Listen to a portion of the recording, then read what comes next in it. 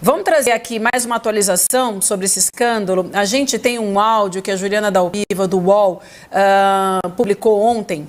O Mauro Cid enviou uma mensagem de voz para o ex-advogado e secretário de comunicação do Bolsonaro, o Van Garten, que ontem também esteve nesse depoimento aí e não falou. E esse áudio foi no dia 13 de março desse ano. O áudio informava que o Cid não sabia que o Van Garten estava aconselhando o Bolsonaro no caso das joias.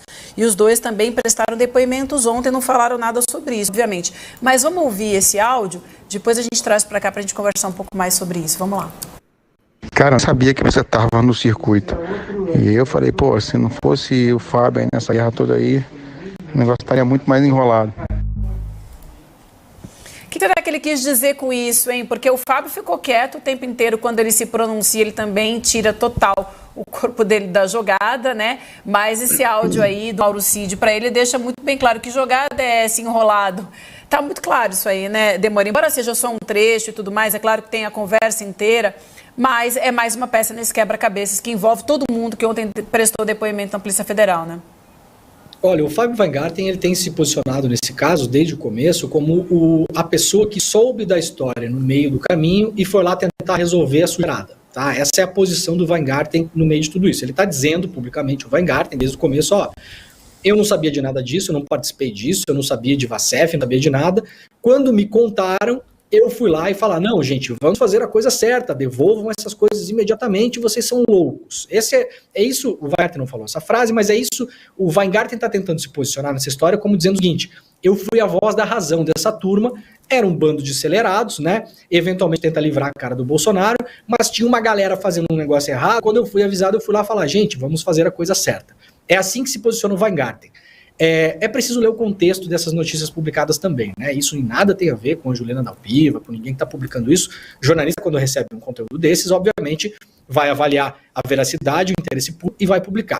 Mas isso é a defesa pública do Weingarten. O Weingarten está usando a imprensa neste momento, está evidente que quem vazou isso foi o Weingarten para a imprensa, foi publicado pelo UOL, foi publicado pelo G1, foi publicado pelo Globo, né? Então tá óbvio que quem mandou esses áudios para a imprensa foi o Weingarten, ele selecionou só alguns pequenos trechos e que contam uma história que essa história eu acabei de falar para vocês. Olha, eu, Fábio, não sabia de nada, quando eu soube, eu fui lá tentar resolver as coisas. Pode ser que isso seja verdade, inclusive. Não estou dizendo que o Weingarten está mentindo, o que eu estou dizendo é o seguinte, de novo, o jogo é bruto, o jogo não é um jogo simples. Esse jogo ele não é jogado só nos tribunais, ele é jogado principalmente na opinião pública.